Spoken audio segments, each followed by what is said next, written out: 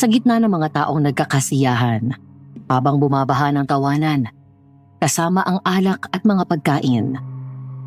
May mga matang lihim na nag-uusap, mga tingin, simpleng tango at senyas. Sapat na para magkaintindihan.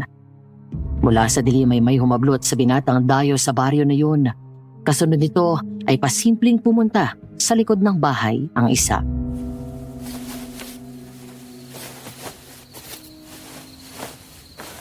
Dalhin na sa loob ng gubat yan. Opo. Ginapos ang lalaki, binusalan ng bibig. Pagkatapos ay may dalawang lalaking binuhat ito papasok ng masukal na kagubatan. Mula sa malayo ay naririnig ang tunog na para bang may gumagawa ng ritual. Habang ang lalaking nakagapos, ayon at pumipilit na makawala. Nang makarating sa pusod ng gubat kung saan may ilang bahay at sa gitna ay ang malaking bonfire, isang mesa sa harap ng naglalagablab na apoy ay doon pinahiga ang lalaki. Simulan nyo na. Ninang, baka magtaka si Harold. Hindi niya malalaman. Nasa ilalim siya ng kapangyarihang ginawa kong kulam.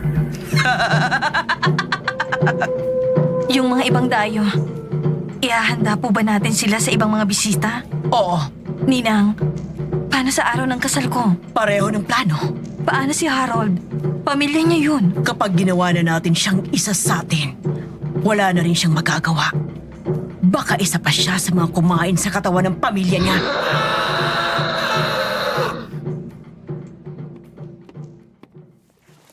Alas 4:24 ng hapon, Huwebes, nang simulan ko ay sulat ang liham na ito. Isang bagay na hindi ko sigurado noong una kung tama ba na isalaysay ko sa inyo. Dahil hanggang ngayon, sa tuwing naiisip ko yun, hindi pa rin ako makapaniwala sa nararanasan ko. Dear Aswang Diaries at Madam Venus, itago niyo na lang ako sa pangalan ng Army, short for Charmaine. 28 years old. Isa po akong negosyante na ang produkto ay kahit anong may kinalaman sa tinapa. At ang kwento ay sasalaysay ko sa inyo ngayon ay nangyari Enero noong taong 2023. Opo, hindi pa po masyadong matagal kaya sariwa pa sa isip ko. Gusto ko lang ipaalala na ang mga pangalan ng tao na babanggitin sa kwentong ito ay minabuti kong sadyang palitan para maprotektahan ang kanilang pribadong buhay. Maging ang lugar kung saan eksaktong nangyari ay hindi ko na rin sasabihin para na rin sa proteksyon ng iba pang residente na inosente at walang kinalaman sa mga pangyayari. Ikalawang linggo pa lang ng buwan ng Enero nang banggitin sa akin ng fiancé ko na si Gerald, isang dentista, ang nakatakdang kasal ng bunsong kapatid niya na gaganapin sa isang liblib na baryo sa isang probinsya sa Northern Luzon. Kaya naman ako excited dahil hindi pa ako nakakarating doon at agad akong pumayag na ngiyain ako ng fiancé ko. Hindi ko alam na sa pagdating namin doon, isang nakakapangilabot na pangyayari ang aming mararanasan.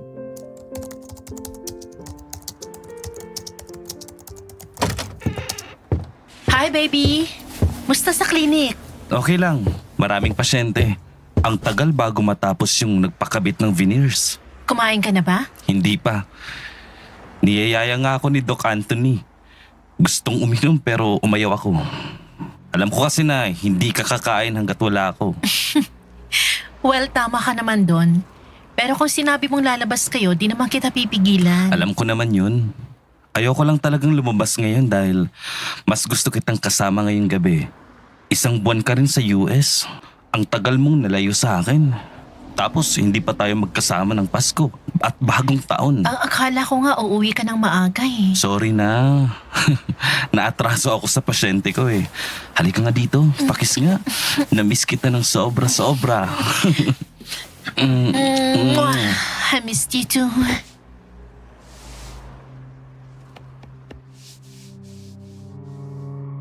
Hindi ako tumanggi ng halikan ako ni Gerald ng masuyo at malalim. Matapos yun, ay matagal kaming nagyakap. November last 2022 nang mag-propose siya sa akin bago ako umalis papuntang US para magbakasyon at makasama ang pamilya ko noong holiday. Dapat sana ay kasama ko siya pero nagkasakit ang mommy niya at matagal na ospital kaya may nabuti ni Gerald na magpaiwan na lang.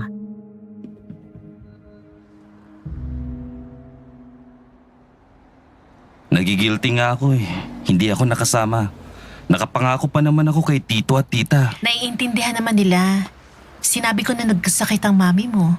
Besides, may next time pa naman eh. Sa susunod na bakasyon mo doon, titsakin ko nakasama na ako. But for now, kain na muna tayo dahil nagugutom na ako. Anong niluto mo? Nagluto ako ng tinapa fried rice tapos may tosino ako dyan. Gumawa din ako ng pako salad na may itlog na maalat tapos yung favorite mo, ginisang alugbate na may konting giniling na may sabaw. Wow! Thank you, baby. I'm so glad you're home. Isang buwan ako nagtiis sa luto ko at sa take-out. Masarap ka naman magluto ah. Eh, syempre, iba pa rin yung kapag ikaw ang nagluto. Siya, magbihis ka na doon. Maghahain na ako sa mesa.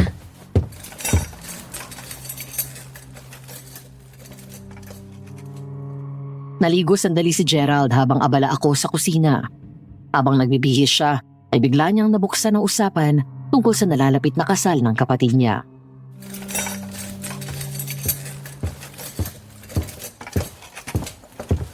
By the way, babe, sa 15 tayo aalis. Papuntang probinsya nila Donna, ha? Huwag mong kakalimutan yun. Okay. Iiwan ko na lang ulit yung shop kay Narisa. Ay, babe! Si Harold tumatawag.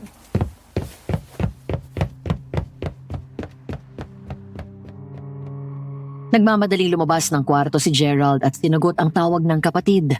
Habang magkausap ang dalawa, ay pinaglalagyan ko naman ang pagkain nito sa pinggan. Binaba nito ang phone at pinindot ang speaker button, saka nagpatuloy ng usap ang dalawa.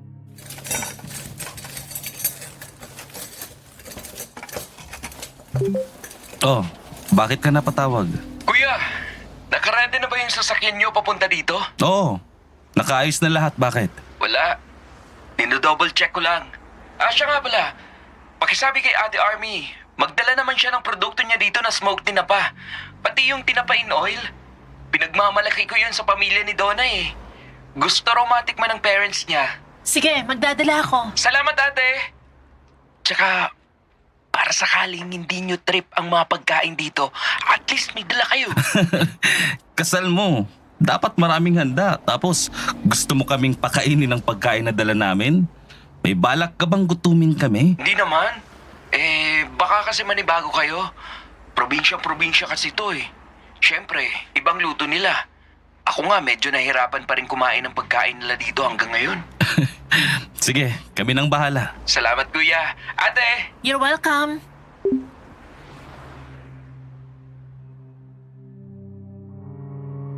Dumating na nga ang araw na pumunta kami sa probinsya nila Donna, kasama ang ibang miyembro ng pamilya ni Gerald. Makalipas ang higit 9 na oras na biyahe, sa wakas ay nakarating na kami sa bahay ng pakakasalan ni Harold. Malugod kaming sinalubong ni Donna, maging ang pamilya nito, at isa sa mga sumalubong sa amin ay ang ninang nito, si Agatha.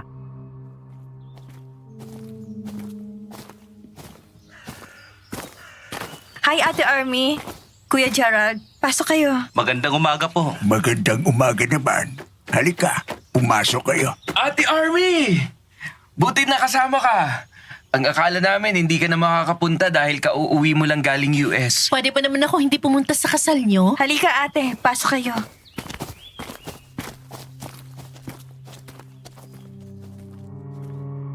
Pagpasok pa lang namin sa bakuran, sinalubong na kami ng mga kakaibang tingin ng mga tao doon.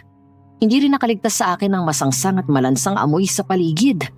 Parang mas matindi sa amoy ng patay na daga. Mabigat ang pakiramdam na sumalubong sa akin. Parang may bumubulong sa isip ko na may hindi tama sa lugar na yun. Mga tingin na may bahid ng takot at naghahatid ng kilabot. May mga nag-aayos ng palamuti sa bakuran kung saan gaganapin ang resepsyon. Sa gilid ng bahay ay maraming kalalakihan ang naghihiwa ng mga rekado at nagkakatay ng isang buong baboy habang nakapatong sa mga mesa ang batsa-batsyang mga pagkain.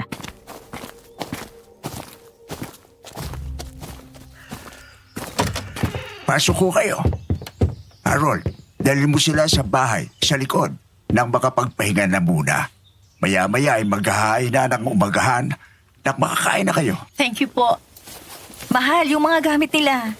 Dun sa bahay sa likod. Mas komportable at solo nilang kilusan. Nakahanda na rin ng mga kwarto doon.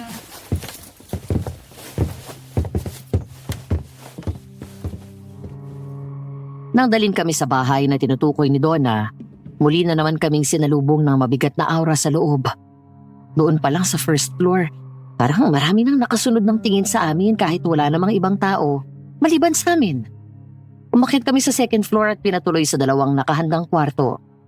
Kasama namin sa kwarto ang ate Ruby ni Gerald at ang dalawang anak nitong binata. Nasa kabilang kwarto naman ang iba pang kapatid at kamag-anak nila. Malinis at maayos ang silid. Malaki ang kama at may mga ekstrang matres pa at mga kumot at unan.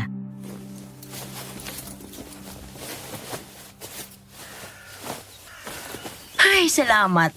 Makakapagpahinga rin. Kakapagod sa biyahe.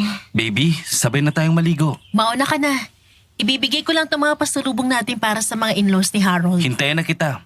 Ikaw ate, maliligo ka ba? Mamaya na, pagkakain ng almusal. Nagugutom na rin ako eh.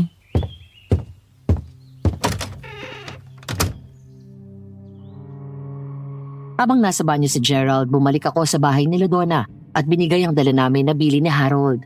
Smoked tinapa at tinapa in oil. Nakita ko ang tuwa sa mga magulang ni Donna nang inabot ko yon sa kanila.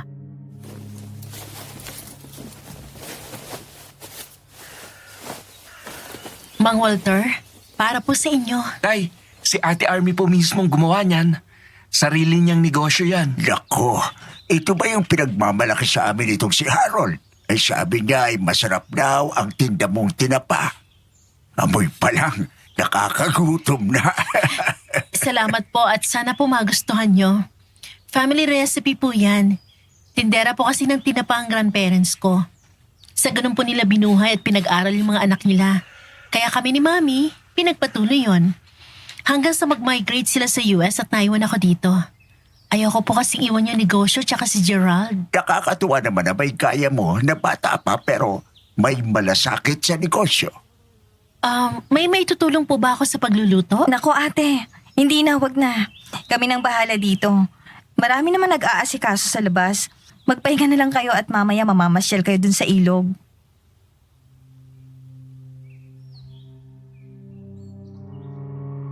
Habang nakikipag-usap ako sa mga magulang ni Donna, natigilan ako nang mula sa bintana sa kusina ay may dumaan na isang binatilyo. Huminto ito sa paglalakad pagdating sa gitna.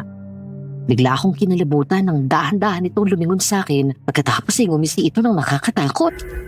Napaatras ako pero hindi ko magawang ipahalata sa mga magulang ni Donna ang takot ko.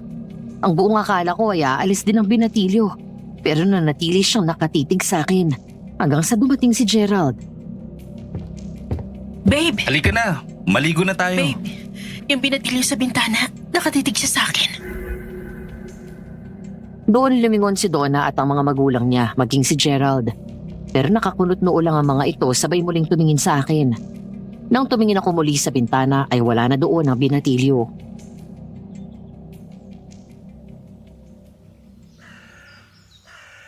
Wala naman ate ah. Ate, okay ka lang ba? Nako, mukhang napagod sa biyahe itong ate mo, Harold. Ang mabuti pa ho, babalik na po muna kami.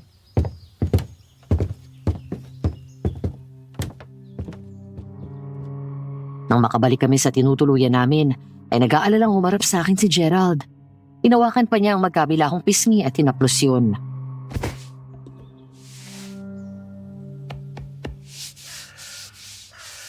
Babe, okay ka lang? Nakita ko talaga, babe. Ibang tumingin yung binatilyo. Nandun siya kanina. Matagal akong tinititikan. Tama na. Mamaya, ituro mo sa akin yung sinasabi mong binatilyo. Halika na sa banyo para mapreskuhan at kumalma ka.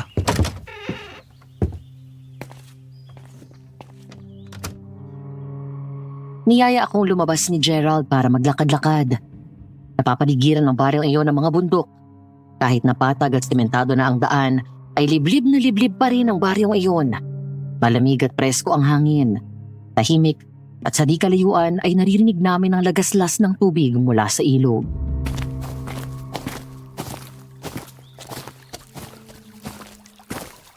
Gerald! Tara, dun sa ilog oh. Ay, wow! Sarap naman doon. Halika, babe, lusong tayo. Kaliligo lang natin eh. Yung paa lang naman natin eh.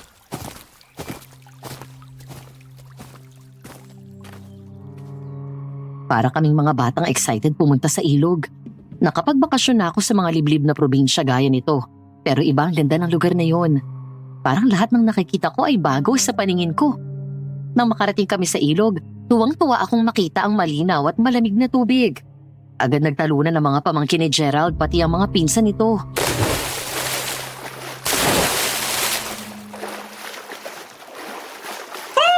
Gerald! Army! Tara, dito! Ligo tayo! Sige, nakaligo na kami. Baby! Ang sarap ng tubig, ang lamig! Halika dito, lusong tayo! Halika, lakad-lakad tayo doon.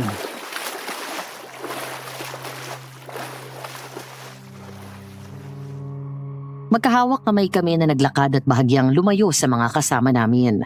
Matapos magtampisaw sa tubig, ay naupo ako sa isang malaking bato at naupo naman sa likod ko si Gerald. Napangiti ako nang mahawakan niya ang kamay ko at hinalikan yun bago ako niyakap mula sa likod.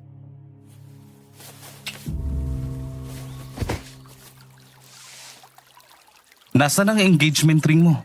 Bakit hindi mo suot? Iniwan ko sa bag. Baka mawala lang dito mahirap na. Buti na yung sigurado. Baby, pasensya ka na kung naurong yung date ng kasal natin ha. Itong si Harold kasi nagmamadali eh. Okay lang. At least, marami tayong oras na tumingin ng mga options at mamili ng magandang gagamitin sa kasal natin. Napakaganda dito. Ang tahimik. Hayaan mo sa susunod. Babalik tayo dito. Pero tayong dalawa na lang tapos papasyalan natin yung magagandang tourist spots na mga nadaanan natin kanina. O sige pa.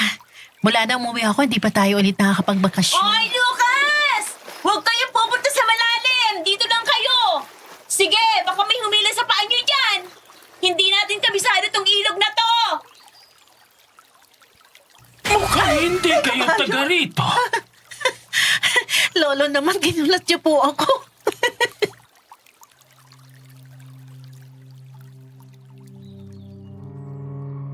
Halos mapatalon ako sa gulat sa biglang nagsalita na yun. Nang lumingon kami, naroon pala sa sulok ang isang matandang lalaki. Mukha itong ermitanyo dahil sa haba ng buhok na puti at balbas at bigote nito. Mahaba din ang damit nitong kulay kalawang at may tungkod.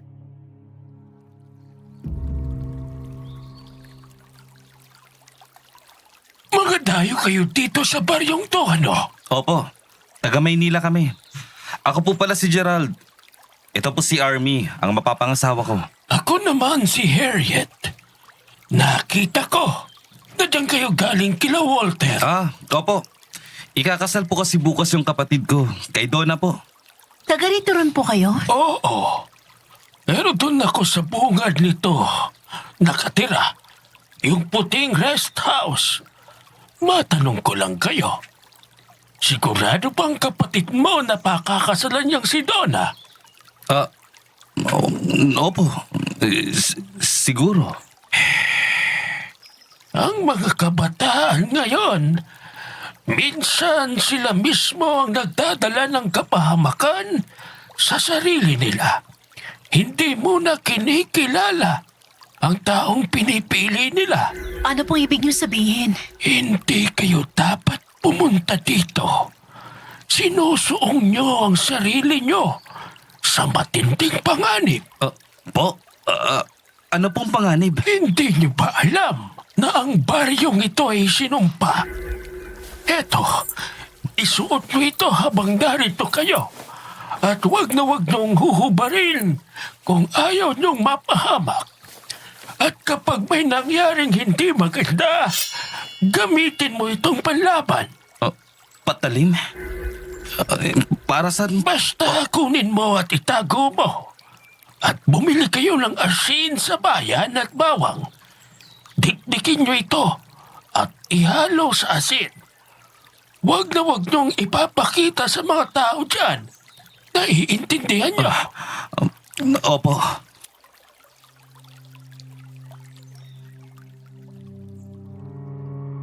Nagkatinginan kami ni Gerald. Parehong nagtataka sa mga sinasabi ng matanda na pareho din namin hindi maintindihan. Matapos ang nangyaring insidente kanina sa Binatilyo, may kung anong nagtutulak sa akin ng sandaling iyon na paniwalaan si Lolo Harriet.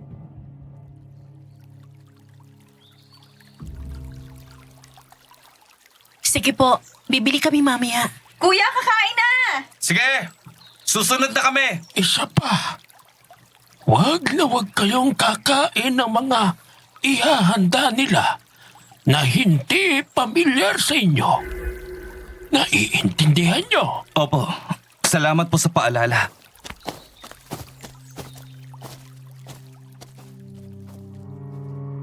Pagpasok namin sa bakuran nila Donna ay muli na naman kaming sinundan ng tingin ng ilan sa mga taong nag-aayos sa tumutulong sa paghahanda sa kasal. Hindi ko na lang yon pinansin pa kahit na may hatid na namang kilabot ang mga tingin na pinukol sa amin. Nang makalapit kami sa mesa, naabutan namin doon ang kanin sa isang malaking bandehado. Adobo na kung titignan ko, 80% buto at halos 20% lang ang laman ng baboy na pinagpipiestahan ng sandamukal na langaw. Ilang sandali pa, eto si Donna at may dalang 2 malaking lalagyan.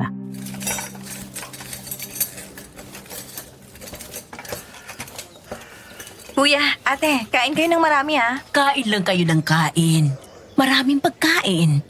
Magpakabusog kayo lalo na't malayo ang biniyahin nyo. Salamat po. Eto pang ulam mo. Ay, hindi ko pa pala napapakilala sa inyo si Ninang Agatha. Parang pangalawang nanay ko na siya. Magandang araw po.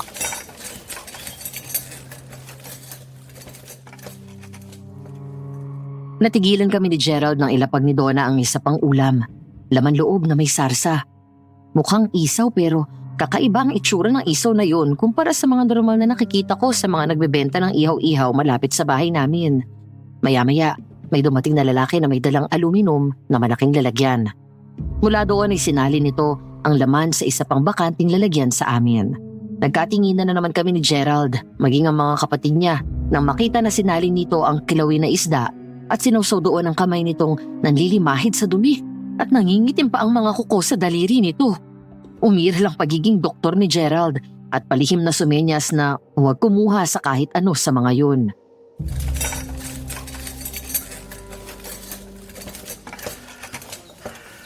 Sige ho. Mauna na kayong kumuha. Kuya, kumuha na kayo ng pagkain. Sige, sila muna. Hindi naman kami nagmamadali.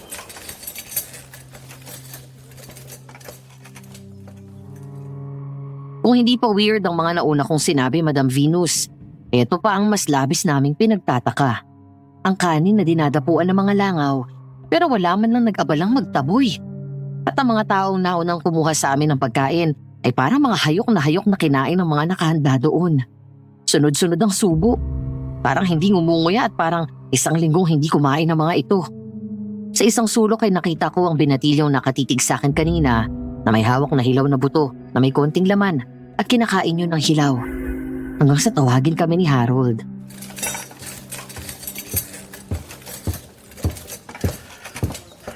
Kuya, Ate Army, dito na kayo kumain sa loob. Mahal, may pagkain na sila dyan? Oo, mahal. Dinalan ko na sila.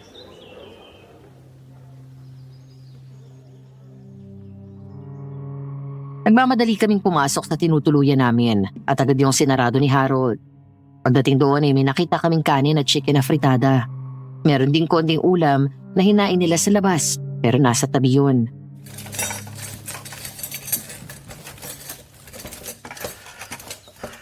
Dito na kayo kumain. Ubusin niyo yung afritada ha. Pero wag niyong sasabihin sa labas na ibang ulam ninyo. Uy, Harold, bakit ang weird ng mga pagkain dun? Yung isang lalaki dumi-dumi ng kamay kanina. Tapos kinuha yung kilawin. Walang hugas-hugas. Shh! Huwag ka maingay. Baka may makarinig sa'yo.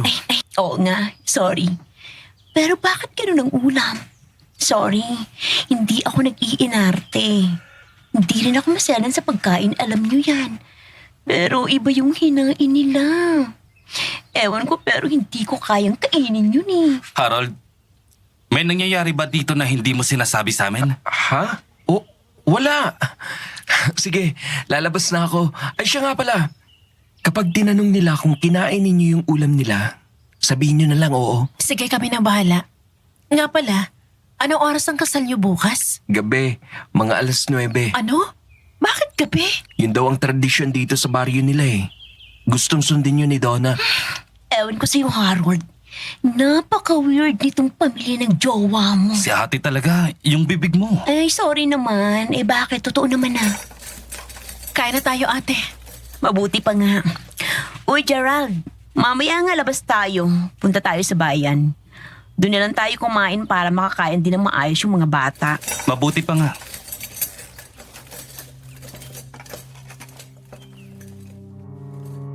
Nang matapos kumain, ang iba sa amin ay nagpahinga para makabawi sa pagod dahil sa mahabang biyahe. Kami naman ni Gerald, Ate Ruby at si Archie ay nagkwentuhan habang nag-scroll sa social media ang mga ito. Ako naman ay lumuhod sa kama at tumanaw sa labas ng bintana.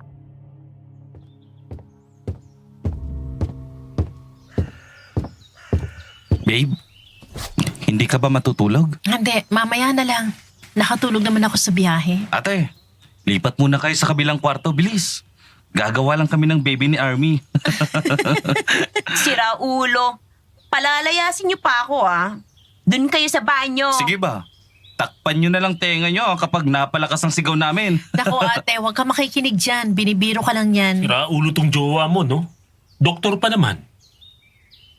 Babe, ano ba ang tinitingnan mo dyan? Oh, wala naman.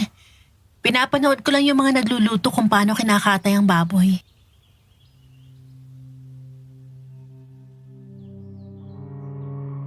Mula doon sa bintana ay nakita ko kung paano nila kinakatay ang hilaw na karne na nasa ibabaw ng mesa. Pero ang mas nakatawag pansin sa akin ay ang dalawang plangganang malaki na may laman ng mga laman loob na kakaiba ang itsura gaya ng hinandang pagkain kanina. Hanggang sa biglang dumaan si Donna at napatingala sa akin at kumaway. Umiti ako sa kanya at kumaway din, pero nakuha ko ang atensyon ng mga nagluluto.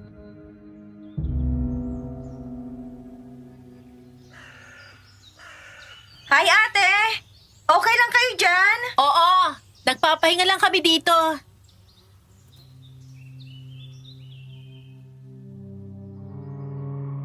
Hindi rin naman nagtagal ay umalis na rin si Donna.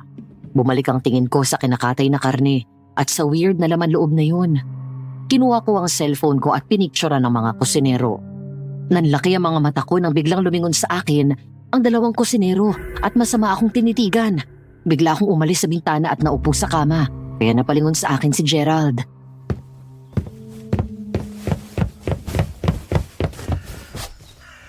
Okay ka lang? Ha? Oo, okay lang. Alam mo, nababait na naman ako dyan kay Donnie. Kaya lang, ewan ko ba? Medyo ibang pakiramdam ko minsan sa kanya. Ayaw niyo ba sa kanya ate? Hindi naman sa ayaw, baby. Pero ang sa amin lang, sana kinilala muna siya ni Harold. Lumabas sana sila ng madalas. Date, ganun. Para mas nakilala nila ang isa't isa. Alam mo naman na iba kapag online. Pwede kang magpanggap dun. Pero iba kapag nakasama mo ng matagal in person. Saan ba sila nagkakilala? Dating app, saan pa ba? 7 months ago lang sila nagkakilala. Nag-usap sa chat at sa video call ng 3 months. Tapos lumuwas ng Maynila yung babae. Nagkita sila. After 2 months, nagulat kami, sinabi na lang na magpapakasal na silang dalawa. Tumira naman sa bahay yung babae. Medyo kakastress lang kapag nag-aaway sila. Hindi ko rin maintindihan dyan kay Harold Baka nagayuma. Sira ulo ka, gayuma ka dyan. Oh, bakit? Hindi imposible, Ate Ruby. Nasa probinsya tayo at masyadong liblib dito. Basic lang ang kulam at barang sa mga ganitong lugar. Mas mabuti na mag-extra ingat tayo. Wala naman mawawala eh. Mag-ingat din kayo sa pagkain na binibigay nila. May matandang nagsabi sa amin kanina na wag daw tayong kakain ng pagkain na ihahain nila. Nako, sino bang gaganahan kumain sa ganun? Akala ko ako lang ang ganyan ang iniisip kanina. Kumakain ako ng isaw. Bumibili pa nga ako dun sa nagtitinda ng ihaw-ihaw malapit sa bahay. Pero yung kanina, hindi ko kayang kainin. Inikilabutan nga ako kapag naalala ko yung pagkain na yun. Diskarte na lang tayo mamayang tanghali. Bago tayo bumalik dito, bili na rin tayo ng pagkain para mamayang gabi. Nga pala, sabi ni Harold may kantahan at sayawan daw mamayang gabi. Kasama daw sa tradisyon nila yun sa bisperas ng kasal. Ayaw kong sumali dyan. Bahala kayo, basta ako matutulog ng maaga.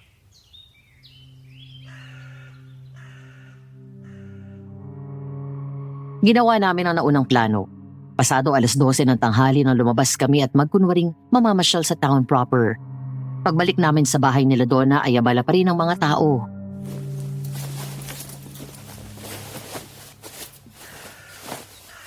O ano, naitago nyo na yung mga pagkain na binili natin? Oo, nilagay namin sa eco bag tapos tinakpan namin ng damit sa ibabaw. Sana hindi na sila mag-usisa. Basta kami, diretso sa bahay.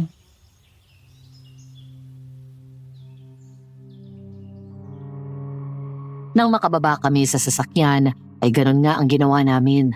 Dumiretso si Ate Ruby at Kuya Archie sa bahay sa likod. Pasunod na kami sa kanila nang lumabas sa bahay si Donna.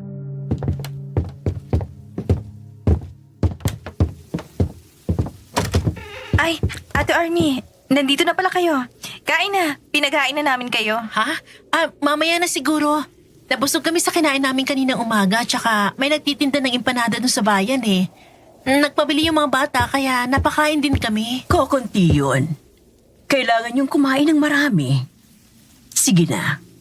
Tikman nyo tong niluto namin. Specialty namin yan dito.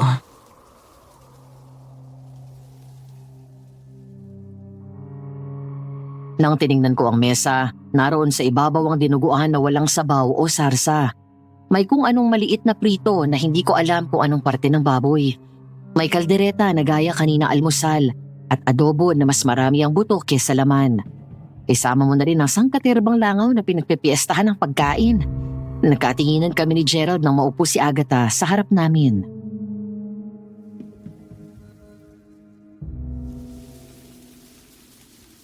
Halika, kain tayo ng konti para hindi naman nakakahiya. Okay. Tikman nyo itong dinuguan na laman loob. At itong prito. Galing yan sa iba't ibang parte ng baboy.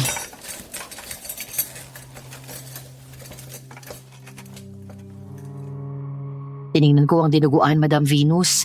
Nakaramdam ako ng takot nang maalala ang nakita kong weird na laman loob sa likod ng nakahiwalay na planggana. Hindi ko alam kung napapraning ba ako o baka dahil na rin sa sinabi ni Lolo Harriet. Naisip ko na baka laman ng tao yun at hindi ng baboy, pero hindi na kami nakapalag. At pakiramdam namin ay nasukol kami nang si Agatha mismo ang maglagay ng kanin sa pinggan namin.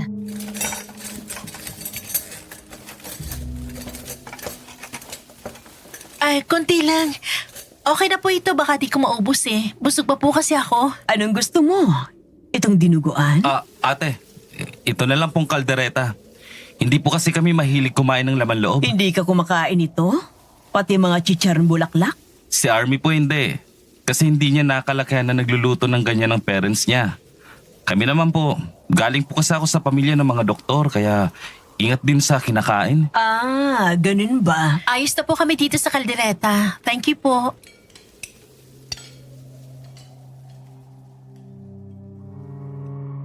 Napilitan kaming kumain ng kaldereta.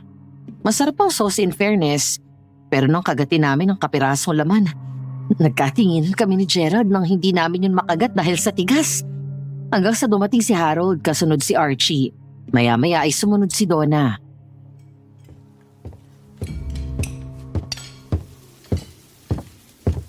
Uy, kuya!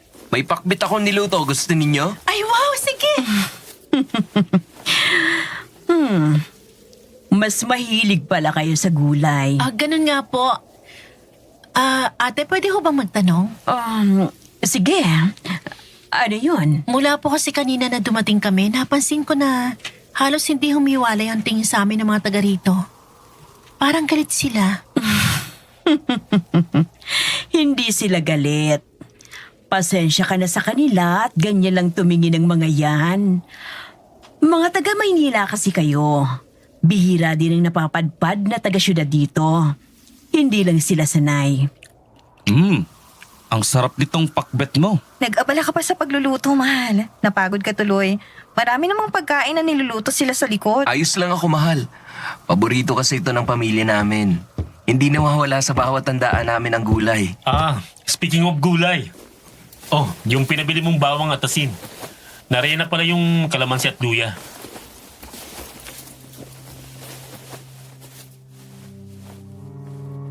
Nang ilapag ni Archie sa ibabaw ng mesa ang kanyang mga nabili, natigilan kami nang biglang tumayo si Agatha at lumayo. Gayon din si Donna. Nang natakot ang mga ito na parang nakakita ng multo at bigla itong nataranta.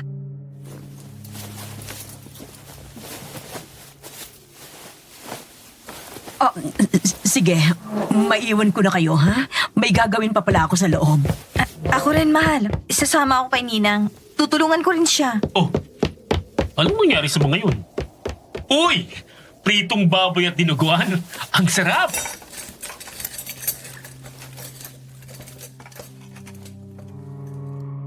Naglagay si Archie ng mga yon sa isang paper plate. Pagkatapos ay biglang sinubo ang pagkain. Nakakadalawang uya pa lang siya nang bigla itong lumingon sa paligid bago pa simpleng luwa iyon.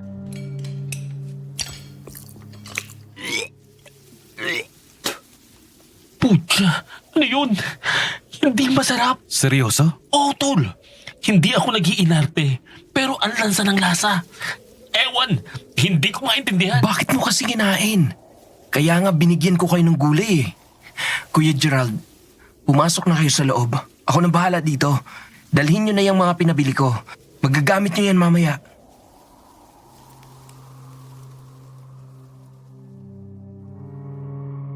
Pasado 9:00 ng gabi, nakakain na kami ng hapunan at kasalukuyang nakahiga na. Nakatulog na ako pero nagising lang dahil sa lakas ng tugtog sa harap ng bahay kung saan nangyayari ang sayawan at videoke. Bukod doon ay pumapasok sa bintana ang usok na nagmumula sa mga nagluluto sa likod bahay. Napalingon ako nang pumasok si Gerald sa kwarto at tumabi sa akin sa matres doon sa sahig.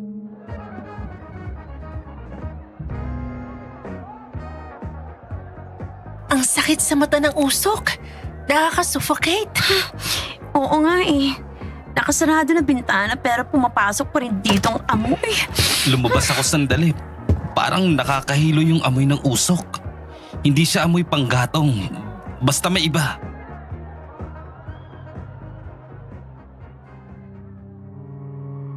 Napalingon ako kay Gerald nang yumakap ito sa bewang ko at pumikit. Pumiti pa siya sa akin at patagal akong hinalikan sa labi. Nawala ang pag-aalala ko sa paligid nang mangulit ito at bumulong ng bumulong.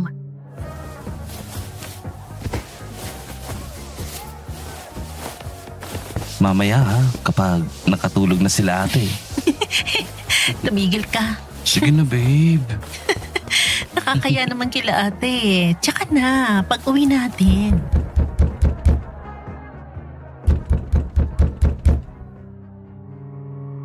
Puminto kami sa paghaharutan nang marinig namin na may kumatok sa pinto. Nagkatinginan kaming lahat kaya napilitan kaming bumangon.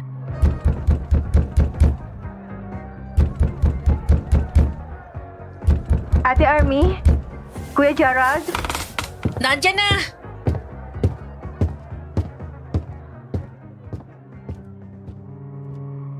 Nagmamadali kaming bumaba ni Gerald kasunod ni Archie. Doon lang namin napansin ang mga nakalagay na asin, bawang at luya at pati kalamansi sa mga bintana.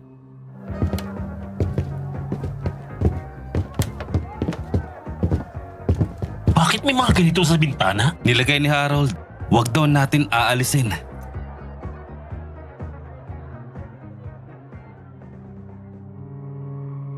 Nang buksan namin ang pinto, bumungad sa amin ang nakangiting si Donna habang nasa likod nito si Harold. Nakangiti rin pero parang may kung anong sinasabi ang mga tingin nito.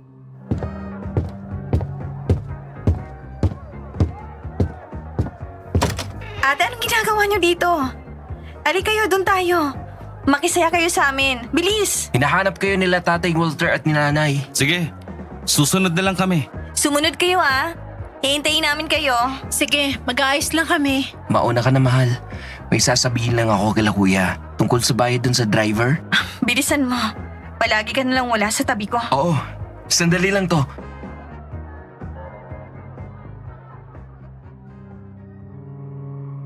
Nagtaka ako sa biglang pagbabago ng mood ni Donna. Mula sa matamis ng ngiti, ay biglang sumeryoso ang mukha nito at matalim na tiningnan ni Harold. Nang bumalik ang tingin niya sa amin, ay muli na naman itong umiti na parang walang nangyari.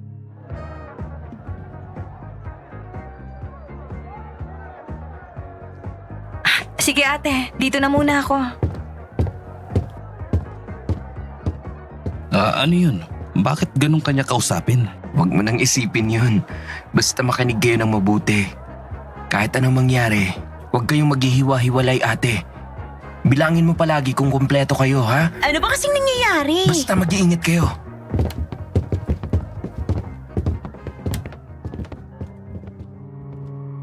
Lumabas kami nila Ate Ruby. Para mas safe ang mga bata, hindi na namin sila pinalabas pa at sinamahan na lang ng iba pang kapatid ni Gerald. Nakisaya kami sa mga tao doon. Nakantsawan pa kami at pinakanta. Nang magsayawan sila ay nakisaya kami kasama ni Donna at Harold. Sa sandaling oras ay nakalimutan namin ang duda at bumabagabag sa puso namin tungkol sa mga tao doon. Hanggang sa gitna ng pagsasayaw namin ni Gerald, bigla akong natigilan nang mahuling titig na titig sa akin ang isang matandang babae. Nakatayo ito sa gilid ng bahay, sa parte na walang tao at madilim. Matalas sa mga tingin nito habang nakangisi na parang demonyo.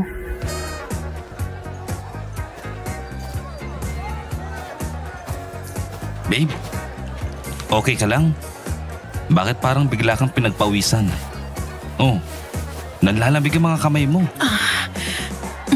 Medyo nahilo lang ako. Medyo uminit tapos ang daming tao. Halika, lumabas tayo sandali para mahanginan ka. Huwag na. Ang dilim sa labas oh. Dito lang naman sa harap eh.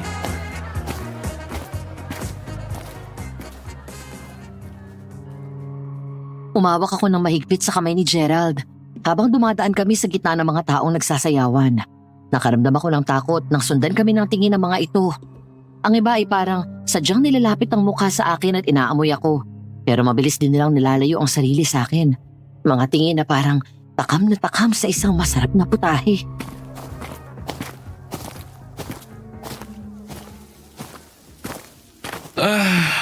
Iba rin talaga dito sa probinsya. Ang lamig at presko ng hangin. Babe, umuwi na kaya tayo ng Manila? Natatakot na ako dito eh. Yung mga tingin nila sa atin, yung mga pinapakain nila, ayoko na dito. Kung pwede nga lang eh. Kaso bukas pa ang kasal ni Harold. Alam ko na masyadong weird ang mga nakikita natin sa paligid pero konting tiis. Pagkatapos ng kasal, kahit madaling araw na yan, uuwi tayo. Okay. Sandali. Samahan mo ako dun sa van. Nandun pala yung charger ko, nakalimutan kong kunin.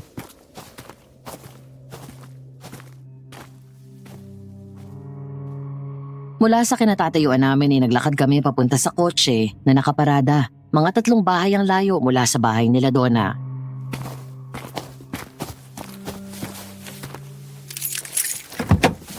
Buti dala mo yung susi. Lagi lang nasa bulsa ko. Ano yun? Ikaw ba yun? Hindi ah.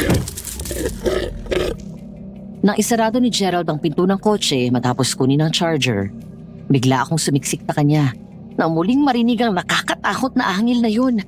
Yumakap sa akin si Gerald nang muling marinig ang tunog na yun. Halika na. Bumalik na tayo. Ilang sandali pa, habang naglalakad kami pabalik ng bahay, napalingon kaming dalawa nang marinig na may sumusunod sa amin. Dahil nasa liblib na baryo, solar sensor ang ilaw nila sa poste. Agad yung lumalabo at namamatay sa tuwing nakakalagpas kami. Kaya hindi namin naaaninag ang mukha ng mga tao sa paligid. Sino yan? Yung ilaw ng phone! Sinunod ni Gerald ang sinabi ko at inon ang ilaw ng phone nito. Pero gano'n na lang ang panlalaki ng mga mata namin nang makitang hindi tao, kundi isang nakakatakot na nilalang. Mabilis na gumapang ang kilabot sa buong katawan namin. Isang nilalang na may katawan ng tao, pero ang mukha ay parang demonyo. Babe! Aswang! Mabilis kaming tumakbo ng magkahawak ang mga kamay namin. Ang maikling nilakad namin kanina papunta sa sasakyan ay parang naging 1 kilometro ang haba. Parang sasabog ang puso ko dahil sa magkahalong kaba at takot habang hinahabol kami ng aswang. Hanggang sa maabutan kami nito. Army the back! Mabilis kong sinunod si Gerald. Dumapa ako habang bigla nitong sinalubong na isang flying kick ang aswang. Doon ko naalala na 4 times black belter ng taekwondo pala ang fiancé ko.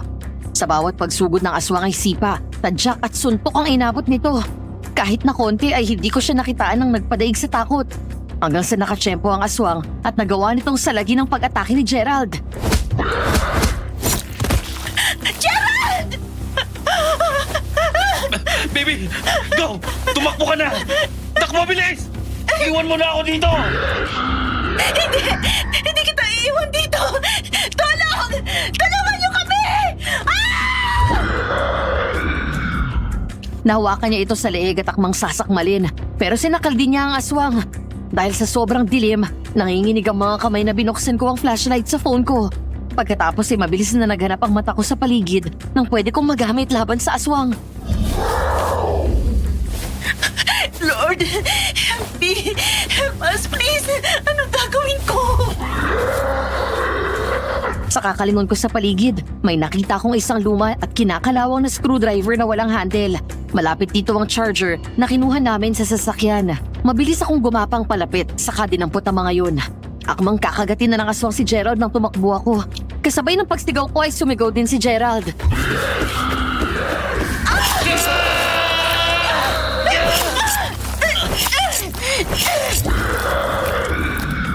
Agad kong pinulupot ang cord ng charger sa leeg ng aswang at sinakal ito ng mahigpit. Pagkatapos ay sinaksak ko ng screwdriver sa leeg ang aswang habang sinaksak din ito ni Gerald sa mata gamit ang dulo ng susi ng sasakyan. Nang sa wakas ay namatay na ito. Hingal na tinulak nito ang aswang at agad bumangon. Mabilis akong yumakap sa kanya na umiiyak.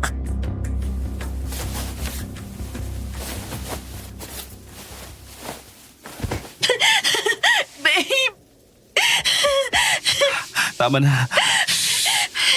Wala na yung aswang. nasaktan ka ba? Kinagat ka ba niya? Kinalmot? Hindi, ayos lang ako. Halika, bumalik na tayo. At wag na wag mo munang sasabihin to kahit kanino, ha? Bakit? Hindi ba dapat malaman nila agad? Tanungin natin sila Donna. Hindi. Kanina pa masama ang kutob ko sa mga tao dito. Trust me on this, okay? Okay.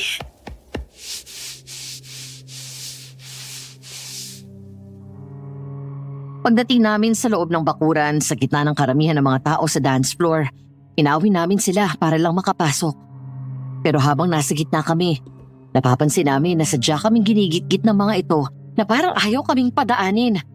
Napasigaw ako nang makaramdam ako na may kamay na may matalas na kukuwang kumapit sa akin.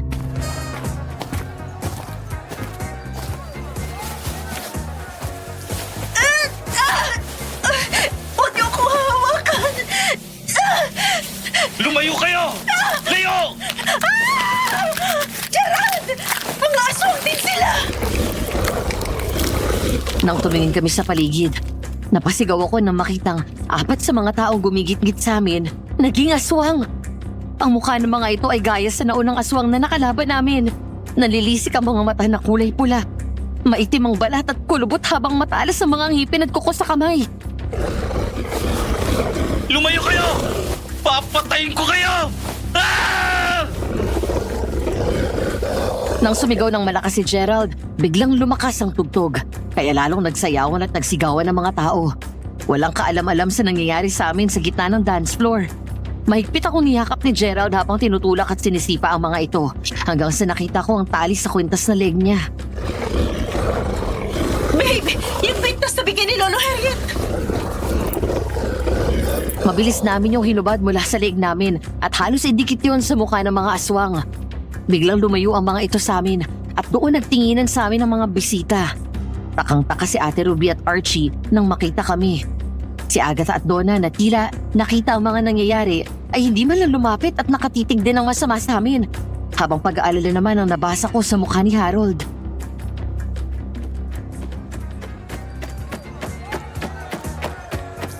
Saan ba kayo galing? At saka, bakit ganyan ang mga mukha niyo? Wala. Nag-away lang kami dun sa labas. Army, okay ka lang? Oo, kuya. Halika na. Pumasok na tayo.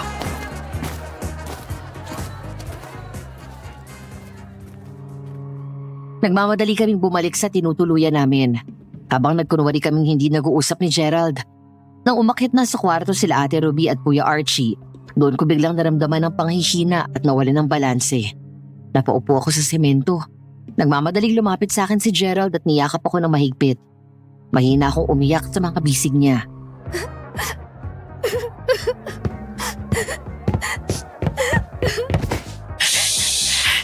Tahan na, babe. Babe, takot na ako. Ang akala ko may mangyayari masama sa'yo. Hindi mangyayari yun. Makakaligtas tayo. Makakaalis tayo dito. Makakauwi tayo ng buhay. Umalis na tayo dito, babe. Please. Please. Kailangan natin maisama si Harold pa uwi. Sa mga kinilos kanina ni Donna, Mukhang pati siya ay aswang. Nasa baryo tayo ng mga aswang. Hindi pwedeng matuloy ang kasal. Anong gagawin natin? Mukhang alam ni Harold ang mga nangyayari dito. Hindi mo ba napansin ang mga kilos niya kanina? Ang mga palihim niyang senyas sa tingin, pati mga pasimple niyang babala. Yung pinabili niyang mga asin, bawang, luya at kalamansi. Naalala mo, natakot si Donna at yung ninang niya kanina. Oo, naalala ko lahat ng yun. Ganito ang gagawin natin. Una, kailangan natin mailayo dito ang mga bata. Hindi nila pwedeng malaman ang nangyayari. Kung hindi, baka matroma sila. Kailangan natin mahanap si Lolo Harriet bukas.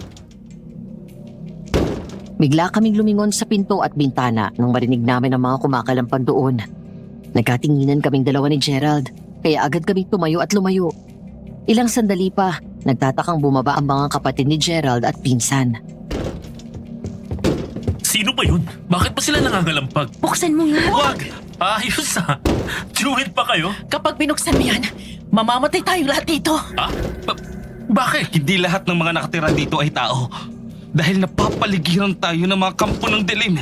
Anong ibig mong sabihin? Ate, nasa baryo tayo ng mga aswang. Ano? Gerald! Army! Parang sinipa ng malakas ang dibdib ko nang marinig ang boses ni Agatha. Nagkatinginan kaming lahat. Mabilis kaming sumenyas sa mga ito na bumalik sa taas at samahan ng mga bata. Habang kami ni Gerald ay sinuot muli ang kwintas na bigay ni Lolo Harriet at siniguro na nakalabas yun. Pagkatapos ay naglatag ako ng asin na may bawang sa paanan ng pinto. Gerald! Buksan niyo itong pinto! Nandyan na po! Huminga kaming dalawa ng malalim sa kakalmadong binuksan ng pinto. Kahit takot na takot ay hindi ako nagpahalata. Sinalubong kami ng ngiti ni Agatha. Ang pinagtataka namin ay marami itong kasama. Nang sumilip ako sa mga bintana, pinapaligiran ng mga taga-roon sa baryo ang buong bahay. Ate, good evening po. Pasensya na kung nakaabala kami. Pero tinatanong ni Walter kung ayos lang ba kayo dito. Opo, ayos lang. Kanina kasi, mukhang may nangyari sa inyo. Bigla kayong nagpasukan dito. Medyo nagkaroon lang ho kami ng konting pagtatalo ni Gerald. Pinabalik kami ni Ate Ruby para magkaayos kami. Ay, ganun ba? Bigla kaming umatras ng akma nitong papasok sa loob ng bahay. Pero hindi nito na ituloy ang balak nang makita ang mga asin sa pinto at ang suot naming kwintas. May kailangan pa ho ba kayo? Wala na. Sige, magpahinga na kayo. Salamat po. Good night po. Sana makatulog kayo ng maayos. Sigurado po yun. Lalo na kung hindi nakakalampagin ng mga kasama nyo ang mga bintana at pinto. Bakit nga po pala kayo maraming kasama? May problema po ba? Ha? Wala. Wala naman. Sige, aalis na ako.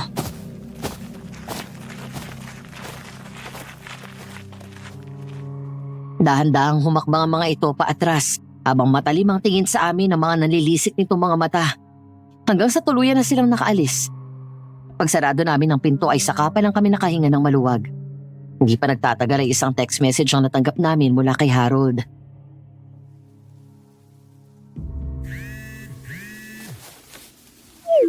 Kuya, huwag kang magre-reply. Dahil buburahin ko na rin itong message ko sa'yo para hindi mabasa ni Donna. Ihanda mong mga gamit. Habang pasikat pa lang ang araw, kailangang makalabas kayo rito. Lilipat kayo sa bahay ni Lolo Harriet. Bukas ipapaliwanag ko sa iyo ang lahat.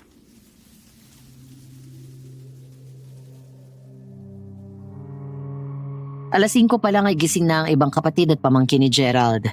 Gaya ng bili ni Harold, lahat ng gamit nila ay nakahanda at naghihintay na sila ng go signal nito. Buong magdamag kaming hindi makatulog ni Gerald dahil sa pagbabantay. Makatulog man kami, nagigising din sa mga kalabog at ingay ng mga aswang na pinapaligiran ng bahay. Doon ko lang naintindihan kung bakit nilagyan ni Harold ng asin at bawang ang mga bintana. Kung wala yon, ay tsak na pinasok na kami at malamang patay na kaming lahat.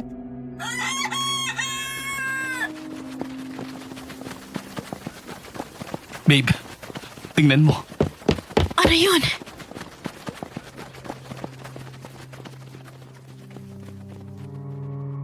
Nang lumapit ako at sumilip sa kapirasong siwang ng bintana, Nanlaki ang mga mata ko sa dami ng aswang na nakita ko. Nagmamadaling tumakbo ang mga ito pabalik sa kanilang mga bahay. Maging ang mga nagluluto sa likod ng bahay ay mga nagsiuwi na rin. Nung magsimula nang pumutok ang liwanag, doon namin narinig na kumakatok si Harold.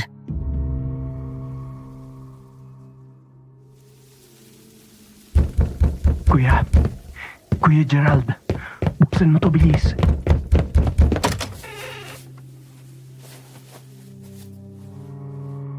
Nagmamadali naming binuksan ang pinto at nakita namin ang natataranta na itong ekspresyon sa muka. Sumenyas na muna ito ng sandali pagkatapos ay tinignan ng maigi ang buong paligid. Nang makitang wala nang kahit isang tao doon, mabilis sumenyas si Harold na lumabas na. Habang si Archie ay natataranta na bumababa na nakatapis lang mula bewang pababa.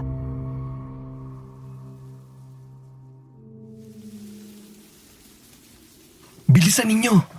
Tumakbo kayo palabas. Walang maingay, walang sisigaw. Uy, sandali lang. Magbibihis pa ako. Halika na kuya. Doon ka na magbihis. Nakatapis lang ako. Wala pa akong suot na brief. Uy, halika na. Anong gusto mo?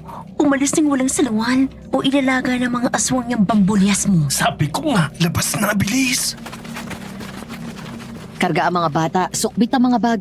Maingat ngunit mabilis at nagmamadali kaming tumakbo palabas. Habol ang bawat paghinga. Parang sasabog ang dibdib namin sa kaba at takot habang naririnig namin ang mga angil ng aswang sa paligid mula sa loob ng mga kabahayan.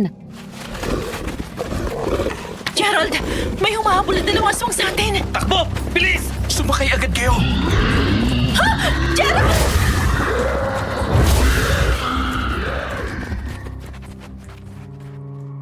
Pero bago pa tuluyang makalapit ang dalawang aswang ay biglang huminto ang mga ito at unti-unting naging abo.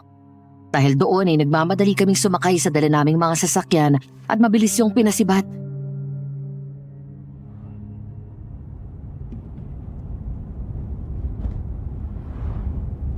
Uuwi na tayo sa Maynila, Harold. Hindi pa ako pwedeng umalis dito, kuya. Nababaliw ka na ba? Puro mga demonyo ang mga tao dito sa baryo na to. Ayun, at kakahabol lang sa atin ng dalawang aswang. Magtiwala ka sa akin. May kailangan pa akong tapusin dito. Naririnig mo ba ang sarili mo? Paano kung hindi ka na makalabas ng buhay dito dahil sa ginagawa mo? Harold, ang kaligtasan mo ang iniisip namin. Hindi pa nga kami umaabot ng 24 oras dito. Nanganib ng buhay namin. Ako ang groom, kaya hindi nila ako sasaktan. Kapag hindi ko ginawa ang plano ko, marami pa silang susunod na magiging biktima. Saan tayo pupunta ngayon? Doon tayo sa bahay ni Lolo Harriet. Ligtas tayo doon. Yung aswang na napatay namin kagabi, tsak na nasa daan pa yun at nakita na nila. Wala na yon. Kaya sila nagmamadaling pumasok pagputok pa lang ng liwanag. Ang mga aswang dito, kapag nasinagan ang unang pagsikat ng araw sa umaga, magiging abo sila. Kaya pala sila nagmamadaling pumasok ng bahay. Sabi ni Lolo Harriet, mas malakas daw ang kapangyarihan laban sa aswang ng unang sinag ng araw sa umaga. Pero mga bandang alas 7, kapag tirik ng araw, pwede na silang lumabas at wala nang epekto sa kanila. San ba ang bahay ni Lolo Harriet? Basta, yung may kulay puti na bahay na 3 palapag.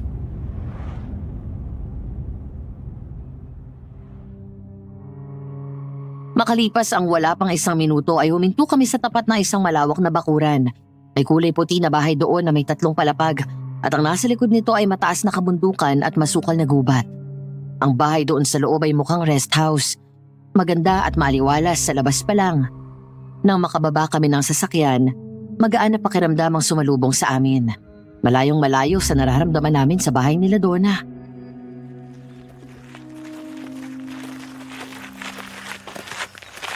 Lolo Harriet! Natutuwa akong makita kayong ligtas. Halika, pumasok kayo sa loob at nang makapag-usap. Lo, salamat po sa pagpapatuloy niyo sa amin. Walang anuman. Dito wala kayong aalalahanin. Walang gagambala sa inyo dito.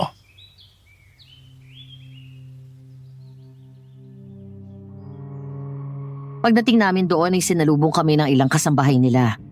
Dahil malaki ang bahay ay binigyan kami ng tig-iisang silid.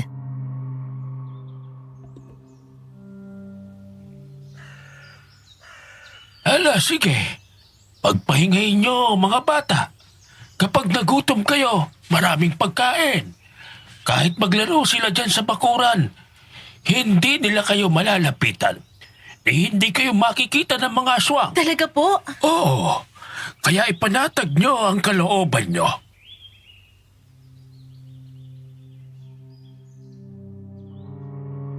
Nang pumasok kami sa kwarto namin, sumunod doon si Harold pati si Lolo Harriet. Doon na kinumpronta ni Gerald ang kapatid, kasunod ng pagpasok ni Archie na nakapagbihis na.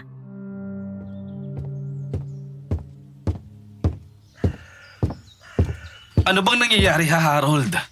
May balak ka pa bang ituloy ang pagpapakasal kay Donna? Yasuwang din yun eh. Hindi. Wala akong balak magpakasal sa kanya. Bakit hindi mo sinabi sa amin ang nangyayari? Hinayaan mo pa kaming pumunta dito kasama ang mga bata. Kuya, hindi ako ang nakaka-chat ninyo. Nung tumawag ako sa inyo, nakabantay sa akin si Donna. Yun pa lang ang pagkakataon na nahawakan ko ang phone ko. Mula nang dumating ako dito, si Donna na ang umawak ng phone ko. Kaya silang sumasagot sa mga chat ninyo sa akin. Minamanduhan niya ako. Hindi ko magawang kumilos sa gusto ko dahil nag-iingat ako. Ang alam nila, nasa ilalim pa rin ako ng kulam o gayuma. Ano? Kulam? Oo, ate. Nung nag-meet up kami ni Donna, may pinainom siya sa akin. Hindi ko alam kung ano pero parang tsaa siya. Basta ang sabi niya, traditional tea daw yun. Nagawa dito sa baryo nila. Ako naman na mahilig sa tsaa. Tinikman ko at nasarapan ako. Tapos mula noon, ang bilis na ng pangyayari. Naging kami na agad. Tapos nung nag-iiya siya na magpakasal kami, umuo na lang ako. Basta lahat ng sabihin niya, oo lang ako ng oo. Parang hindi ko kayang tumanggi. Parang sumusunod lang ako sa kanya kahit ayaw ng isip ko. Tapos, hindi ko nakikita na aswang sila. Sa paningin ko, puro sila mga ordinaryong tao. Nakikita kong kakaibang pagkain ang hinahain nila sa akin. Pero kahit ayaw ng isip kong kainin yun, sinusunod ko lang sila at kinakain ko yun. Kulam. Yun ang nangyari sa kapatid mo. Nakulam siya nung ininom niya ang tsaa. Ang totoo, hindi lang basta kulam ang ginagawa. Niyayanggaw ka rin. Yanggaw? Ano po yun? Ang yanggaw o bagong yanggaw ay ang mga bagong aswang. Sa madaling salita, sila ang mga taong ginawang aswang. Bukod sa pagkagat sa kanilang biktima, isang paraan para gawing aswang ang isang tao ay ang pinapakain sa kanyang laman, lamang loob at dugo ng tao na hinaluan nila ng laway ng aswang. Nang sa ganon ay maging aswang din si Harold. Nakakain ka ng laman ng tao? Huwag kang mag-alala. Ligtas na ang kapatid mo. Nagamot ko na siya at pinasuka ko sa kanya lahat ng mga nakain niya. Sa awa ng Diyos ay naagapan natin. Ay, mabuti naman. Kaya pala, nagtataka kami. Dahil ang bilis mo magyaya ng kasal. Kilala kita. Alam ko ang tipo mo sa babae at hindi yun si Donna. Kuya, minabuti ko na rin na pumunta kayo dito para tulungan mo akong makaalis dito. Natatakot na rin ako dito, kuya. Araw-araw na lang nag-aalala ako na baka hindi na ako abuti ng umaga. Si Lolo Harriet, siya ang dahilan kaya ako natauhan.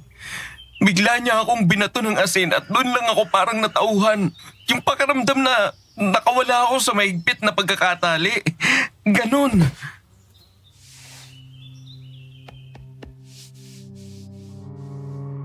Alalang-alala na niyakap ng mahigpit ni Gerald ang bunsong kapatid.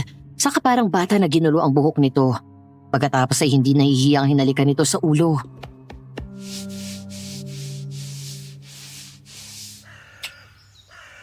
Gago ka. Yan ang napapala mo sa pakikipag-chat at pakikipagkita mo sa mga hindi mo kilala. Pero masaya ako at ligtas ka. Salamat sa pagdating, kuya. Hindi ninyo alam kung gaano ako kasaya na makita kayo kahapon. Huwag kang mag-alala, Harold. Tutulungan ka namin. Pero siguro naman, natuto ka dito sa nangyayari sa'yo. Next time, huwag kang basta magtitiwala sa mga nakikilala mo online. Oo, te. Pagbalik natin sa Maynila, i-delete ko na lahat ng accounts ko sa mga dating app na yan. Hindi na rin ako basta mag-entertain ng message sa chat na hindi ko kilala. Ayoko na. Baka mamaya aswang na naman ang matsyempohan ko. Umalis na lang kasi tayo ngayon. Nasa atin na ang oras at pagkakataon. Kuya, kapag umalis tayo dito, masusundan nila tayo. Lalo na't alam ni Donna ang bahay natin. Hindi rin tayo matatahimik. Gusto ko silang patayin. Dahil nung pumunta ako dito, sumunod sa akin si Robbie. Yung best friend mo? Oo. Problemado siya dahil sa parents niya. Tapos iniwan siya ng girlfriend niya. Pumunta siya dito para makapag-isip. Tapos nung fiesta, nakita ko na lang na may humablot sa kanya mula sa dilim. Sumunod ako at nakita ko sa gubat. Kinatay na parang baboy ang katawan niya ng mga aswang. Pagkatapos ay pinagpiestahan at kinain nila. Gusto kong bigyan ng katarungan ang pagkamatay ng best friend ko. Anong plano mo? Papatayin ko silang lahat. Paano? Puro aswang mga yan. Hindi sila lahat aswang, kuya. Ang iba sa kanila, mga tao na bihag din ng aswang. Ang iba sa kanila ay tao nga, pero kakampi ng mga aswang. In short, cannibal. Bakit ganun ang mga tao dito? Mahigit 60 taon na ang nakakalipas. Ang bayan na ito ay maituturing at maihahalin tulad gaya sa Sodom at Gomora ng Biblia. Liblib, pero halos lahat ng masamang gawain ay narito. Ito ang puntahan ng mga lalaking naghahanap ng aliw. Naging pugat ito ng prostitusyon, bintahan ng mga iligal na gamot, pasugalan. Ang paniniwala noon ng mga matatanda, nagalit ang Diyos at pinarusahan sila. Isang araw, tinamaan ng matinding peste ang baryo na to. Pinutakti ng mga balang ang mga bukid at walang nailigtas kahit isang pananim. Ang mga alagang hayop naman ay isa-isang nagkasakit at namatay. Nagkaroon ng epidemya at nagkasakit ang mga tao at isa-isang namamatay.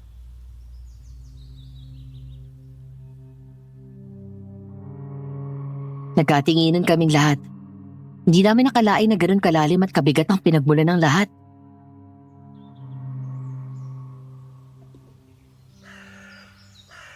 Kinatakutan ng mga taga-ibang bayan na baka mahawa sila ng kamalasan ng baryo na to. Kaya nagreklamo at giniit nila sa mayor ng mga panahon na yon na huwag palabasin ang mga tao dito. Mas pinakinggan niya ang protesta ng mga tao. Kaya sa halip na tulungan ng mga residente, ay para silang mga baboy na kinulong. Sinaraduhan at binakuran ang lahat ng daan, papasok at palabas sa baryo na to para walang makalabas at hindi makahawa ng iba. Pakiramdam ng mga taga rito ay parang tinalikuran sila ng Diyos sa halip na magpakumbaba at humingi ng tawad at magbalik loob. Nagalit ang mga tao sa Diyos at kwinestyon siya. Nagalit sila sa mga tao sa labas ng baryo na to. Tumalikod sila at sumamba kay Lucifer. At dahil sa matinding gutom, kinain ng mga residente dito ang kapwa nila. Doon na nagsimula ang lahat. Ang iba sa mga tao dito ay naging aswang. Ang iba ay pinanganak ng aswang. Ang iba naman ay hindi aswang, pero kumakain ng tao. At bilang ganti, kaya sila pumapatay? Ganun na nga. Kaya walang basta-bastang pumapasok dito ng mga taga-ibang bayan o baryo. Dahil ang sino mang dayuhan na napapadpad dito ay hindi na nakikita pang nakakalabas. Paano na po ngayon yan? May plano na kami. Anong plano?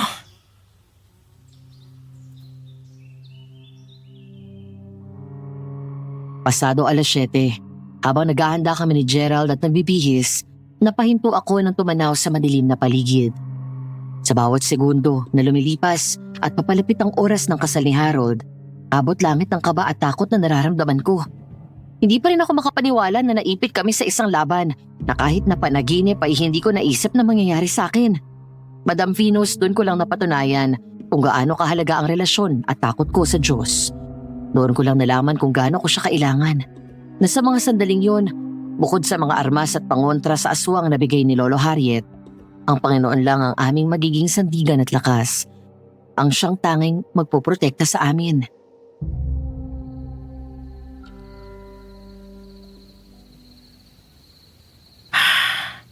Lord, come and be with us.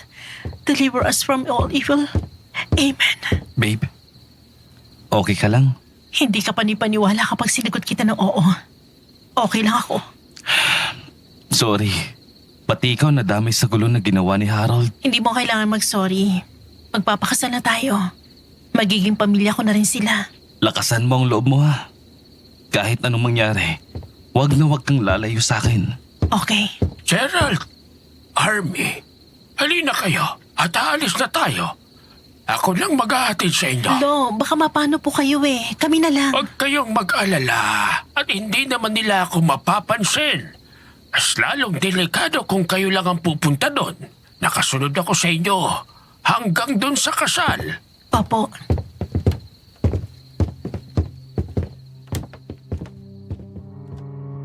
Pagbaba namin ni Gerald ay naroon nakaabang si Ate Ruby at si Archie. Puno ng pag-aalala ang mukha ni Ate Ruby, kaya agad itong yumakap sa amin.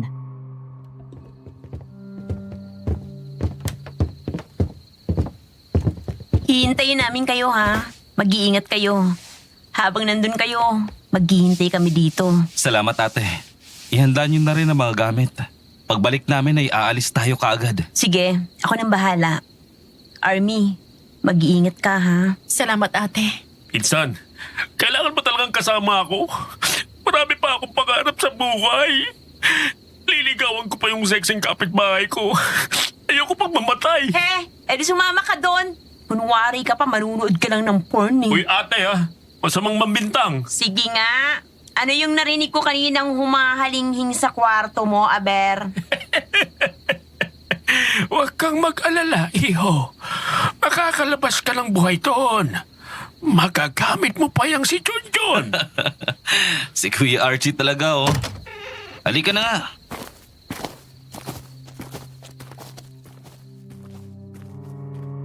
Habang nasa sasakyan kami, ay muling bumalik ang kaba namin.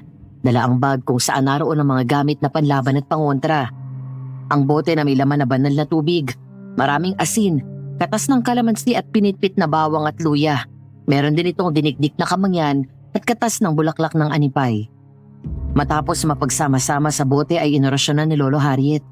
Pinagsuot niya rin kami ng bagong anting-anting para kung sakali mang masugatan kami ng aswang o makagat, ay hindi tatalab sa amin ang kamandag nila. Nang malapit na kami, ay saka nagsalita muli ang matanda.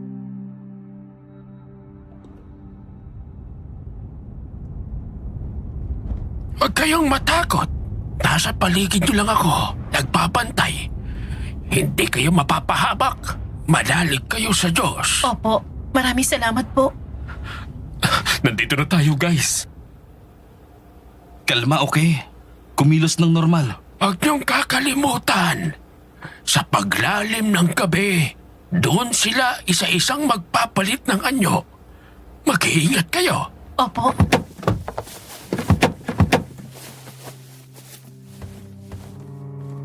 Nang bumaba kami sa kotse, napalingon kami at nagulat dahil wala na agad sa likod namin si Lolo Harriet. Agad lumingon sa amin ang mga tao doon. Hindi naman kami nagpahalata at kasyual lang nang umiti. Unang sumalubong sa amin si Walter, ang ama ni Donna.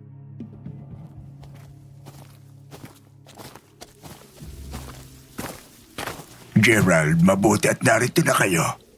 Saan pa kayo pumunta at bigla kayong nawala doon sa bahay? Tay, pasensya na kung hindi kami nakapagpaalam.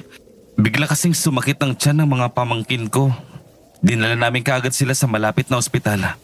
Nagsuka, nagtae, kaya nandun pa sila. Tulog pa kayo nung nangyari yun. Ganun ba? Eh, kumusta naman ang mga bata? Nagpapahinga na po sila sa ospital. Naiwan po sila doon kasi wala ibang magbabantay kaya kaming tatlo na lang bumalik. Sige, ayos lang yon. Ang mahalaga ay may pamilya si Harold na kasama dito. Sa wakas, narito na kayo. Kanina pa namin kayo hinihintay at hinahanap. Nagpaliwanag na sila sa akin, Agatha. Sige na at pumasok na tayo.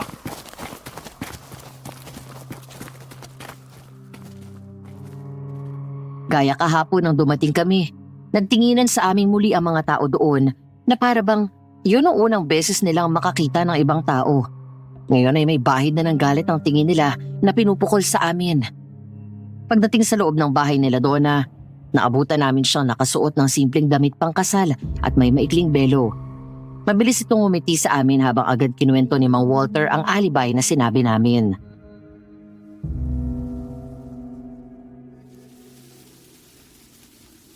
Mabuti naman at okay ng mga bata. Sayang hindi sila makakarating dito. Itong si Harold hindi naman sinabi ang nangyari kanina. Eh di sana nadalaw natin sila.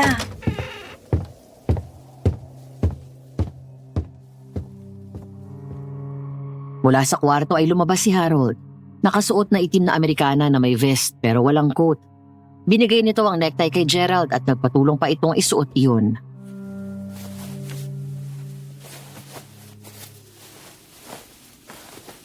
Nawala na sa isip ko eh. Ang dami kasing ginagawa kanina pa.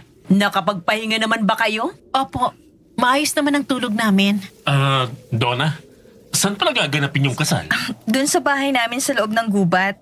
Dito ang reception mamaya. Gubat?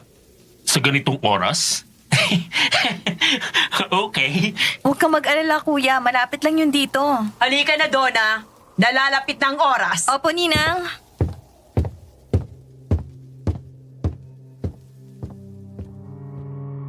Habang naglalakad kami papasok sa gubat, ay mahigpit ang hawak ko kay Gerald. Si Archie naman, nasa likod at kasabay si Mang Walter. Makalipas ang ilang sandali ay natanaw na namin ang isang maliit na komunidad. May ilang mga nakatayong bahay doon at sa gitna ay may bonfire. Hindi nakaiwas sa amin ang malansa at masangsang na amoy sa paligid na parang naaagnas na bangkay. Malayo sa inaasahan namin na may mga nakahandang upuan. May altar sa gitna pero ang krus ay nakabaliktad. Nang makita ko yon, labis akong kinilabutan, Madam Venus. Habang ang mga tao doon ay nagsisimula ng umungol na parang nagdarasal. Dumagdag pa sa takot na nararamdaman ko ang tunog na nagmumula sa lagablab na apoy. Pakiramdam ko ay para akong nasa impyerno.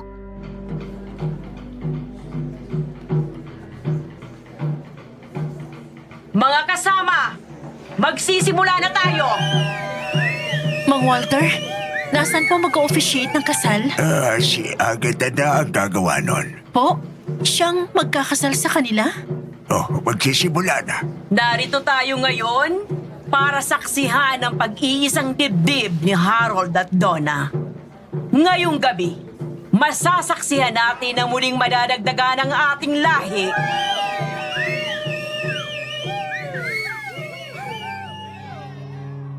Sumigaw ang lahat ng naroon habang kami ay pasimpleng naglalabas ng mga armas na nasa loob ng bag.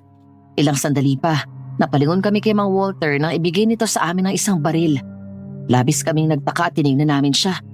Isang malungkot na ngiti ang binigay nito.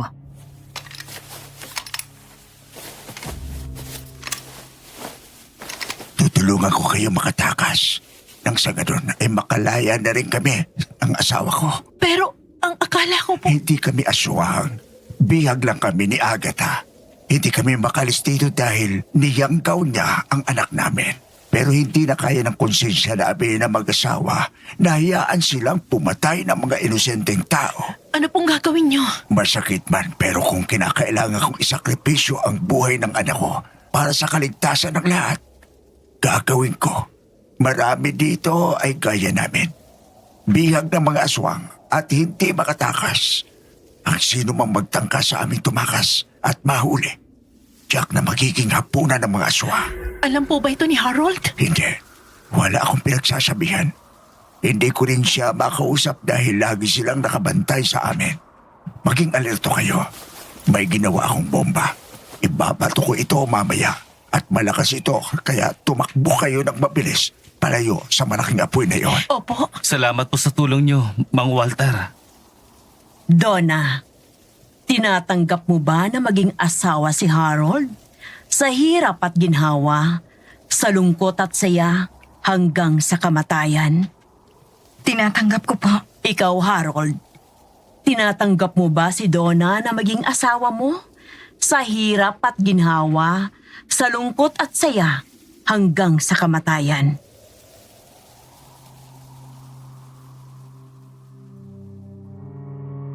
Katahimikan. Nagtaka ang lahat nang hindi sumagot si Harold at nakatungo lang. Habang nangyayari yun ay naghahanda na kami dahil na kay Harold ang hudyat bago ang mangyayaring pagtakas.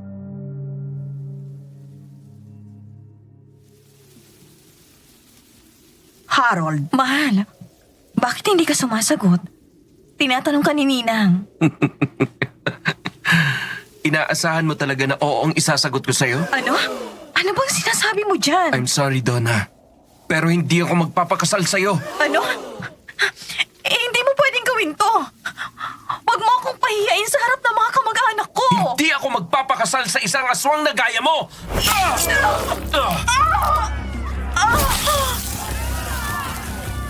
Biglang sinaksak ni Harold si Donna sa dibdib. Saka sinabuyan ng tubig na nilagyan namin ng mga pangontra. Napaso ito ng husto at agad nalapnos ng mukha. Sinabuyan din ni Harold si Agatha sa mukha at maging ito ay sumigaw sa sakit at nalapnos ang mukha saka sinaksak din niya ito sa dibdib. Biglang nagsigawan at nagtakbuhan ng ibang tao. Naiwan doon ang mga aswang na galit kaming pinukol ng tingin nito at mabilis kaming sinugod. Tinaas naming tatlo ang aming mga armas. Ako ang may hawak ng baril, si Gerald may hawak ng itak at si Archie naman buntot pagi. Maliit na patalim at asin na may bawang at abo. Hanggang sa may biglang binato si Mang Walter sa malaking apoy sa gitna. Takbo! Bilis! Dapa! Malakas na sumabog yun. Sa lakas ay nagkapira-piraso ang katawan ng karamihan ng aswang na tinamaan. Mabilis kaming tumayo nang sumugod ang ilang aswang na nakaligtas. Binaril ko isa-isa ang mga ito habang si Archie ay sinabuyan ng asin ng nakakalaban nitong aswang at hinagupit ng buntot pagi. Si Gerald naman ay saksak at gilid sa leeg ang nakukuha ng aswang na lumalapit dito. Babayaran niyo to! Hindi kayo magtatagumpay na tapusin ang lahi namin! Marami na kayong pinatay ng mga inosenteng tao! At hindi kami papayag na makasama si Harold sa mga kademonyohan niyo! Sumugod sa amin si Agatha. Mabilis ko siyang pinaputukan ng baril. Ilan sa bala nito ay tumama sa katawan niya. Bigla itong napaluhod at malakas na umangil sa sakit dahil ang bala na ito ay gawa sa metal na tanso. Pero pilit bumangon si Agatha at tumakbo palapit sa akin. Biglang humarang si Gerald sa harap ko. Sila ang nagpambuno ng aswang. Napahiga sila sa lupa at sinakyan nito ng aswang. Nakaangat ang kamay nitong may mahahabang kuko at nakaambas sa tiyan ni Gerald. Habang ang mukha nito ay pilit na inaabot ang katawan nito para kagatin. Mabilis akong kumilos. Dahil nakatalikod sa akin ng aswang, binaril ko ito sa likod ng 2 beses hanggang sa maubos na ang bala nito. Papatayin ko kayong lahat! Mauna ka munang demonyo ka!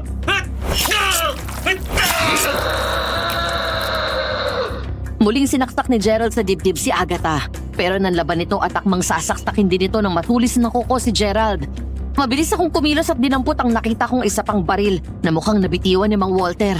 Pagkatapos nagmamadali akong tumayo at tinutok ang baril sa ulo ni Agatha. Go to hell! Mabilis na sinipa ito ng malakas ni Gerald palayo sa kanya hanggang sa makatayo siya.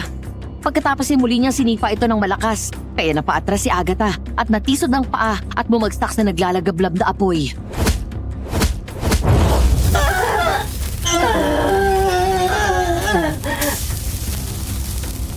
Saan yung aswang? Galit na hinarap ni Donna si Harold na sa mga sandaling iyon ay hawak pa rin ng patalim. Sumugod si Donna. Sa bawat pagtangka nitong kalmutin ng mahabang kuko niya si Harold ay siyang atras at iwas nito hanggang sa magpang-abot ang 2. Nagawang sakali ni Donna si Harold pero nagawa niyang saksakin nito sa tiyan. Nina! Anong ginawa niyo kay Nina? Tama na, Donna! Hanggang dito na lang kayo ng mga kalahi mo! Manloloko ka! Sinabi mo mahal mo ko! Sinabi mo magpapakasal tayo! Hindi pa nasisira ang ulo ko para magpakasal sa demonyong katulad mo! Kahit kailan ay hindi kita minahal! Kinulam niyo lang ako! Kaya niyo ako napasunod sa gusto ninyo! Pinatay ninyo ang best friend ko! Habang buhay tayong magsasama, walang sino man ang mang-aapi sa atin. Lahat sila matatakot at titingaling tayo. Walang imposible kapag sumamba ka kay Lucifer. Hindi pa uli ang lahat, Harold. Sa'yo na yung sinasabi mong habang buhay. Hindi ako sasamba sa demonyo. Hindi ako madasalin na tao. Pero alam ko na iisa lang ang totoong Diyos. At mas makapangyarihan siya. Nagkamali ka ng lalaking niloko mo. Hayop ka! Magbabayad ka ng lahat!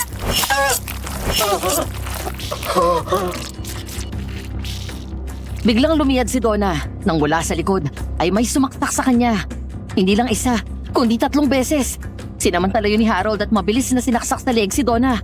Sumirit ang dugo nito at bumagsak ang aswang sa pisig ng taong sumaksak sa kanyang likod. Walang iba, kundi si Mang Walter.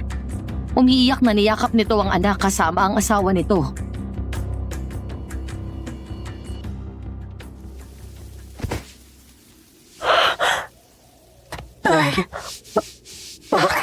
Patawarin mo ako, anak. Kailangan rin natin tapusin ito.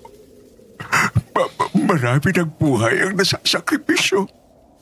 Patawarin mo kami ng nanay mo dahil hindi ka namin nagabayan ng gusto. Masyado kami nagtiwala sa ninang mo. Anak ko. Mang Walter! Halina po kayo! Umalis na tayo! Army, halika na! Pero si Mang Walter! Sige na. Umalis na kayo at huwag na kayong babalik pa dito. Tumakbo na kayo palayo at huwag nang lumingon pa kahit ano pa ang marinig ninyo. Dahil sinumpa ang bariyong ito.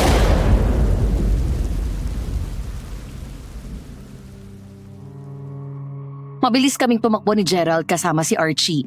Hindi pa nagtatagal ay bumuhos ang malakas na ulan. Malakas na kumulog at kumidlat. Ang lakas ng ulan ay para bang may malakas na bagyo.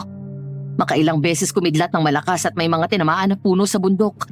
Maya-maya ay nakasalubong namin si Lolo Harriet.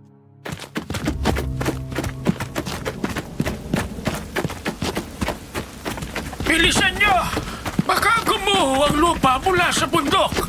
Ilang araw na rin walang tigil ang ulan nang mahigit 2 linggo bago kayo dumating dito. Tiyak na magkaka-landslide! Sandali lang! Nandun pa sa loob si Mang Walter!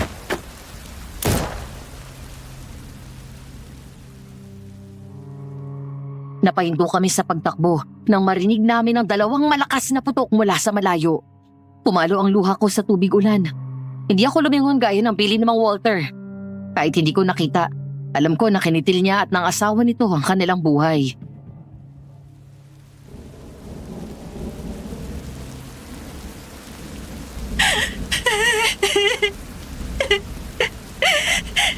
Mang Walter! Maraming salamat po sa tulong niyo. Army, halika na, bilis!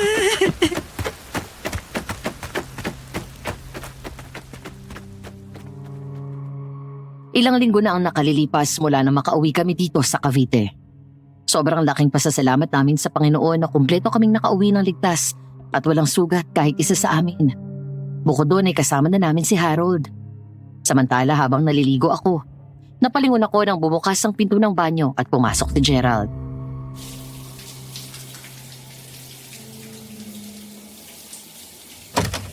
Babe, nagpadala na ng bayad yung suki natin sa Smoke Tinapa. Nag-order ulit siya ng bagong batch pati yung tinapa and oil. Okay, thank you baby. Kailan pala yung launching ng new product mo? Yung tinapang lumpiang Shanghai? Next week, piniperfect pa namin yung lasa. O bakit ka pumasok dito? Akala ko mamaya ka pa maniligo. Nagbago yung isip ko eh. Gusto ko nang sumabay sa'yo. Ngayon pa lang, congratulations sa new product mo. And I'm sure, isa na naman yun sa magiging bestseller. Thank you baby. Hindi posible lahat to kung wala ang suporta mo. Kung saan ka masaya, lagi kitang susuportahan. Sino bang mag-aakala, no? Last week lang nakikipaglaban tayo sa mga aswang. Aaminin ko, may parte sa isip ko ng panahon na yun na akala ko hindi na tayo makakauwi. Kahit naman ako. At kahit sino siguro ang nasa sitwasyon natin, ganun ang iisipin. Pero tingnan mo, nandito tayong dalawa at sabay naliligo. Na mukhang ibang laban na mangyayari. Nako, ikaw talaga. Napaka-pilyo mo. Pero ano kaya nangyari kay Lolo Harriet, no? Bigla na lang nawala. Kahit ako, hindi ko lubos maisip kung paano nangyari yun. Ang weird. Pero sigurado ako na natulog tayo sa bahay niya. Kinikilabutan pa rin ako hanggang ngayon sa tuwing naiisip ko yun. Tama na nga yan. Halika dito.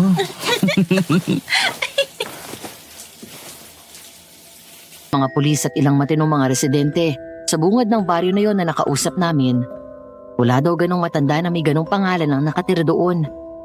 At ang tinutukoy daw naming Lolo Harriet ay ang napapabalitang ermitanyo na may lahing engkanto na nakatira sa bundok. Ang rest house na tinuluyan namin sa 2nd araw ay dating pag-aari ng sinasabing pamilya ni Lolo Harriet at 50 years na raw abandonado. Ayon sa mga urban legend sa baryo na yon, nagpapakita lang daw ang matanda para tulungan ang mga dayong bihag ng mga aswang. At ang paniniwala ng mga residente doon na maaring naengkanto kami ni Lolo Harriet.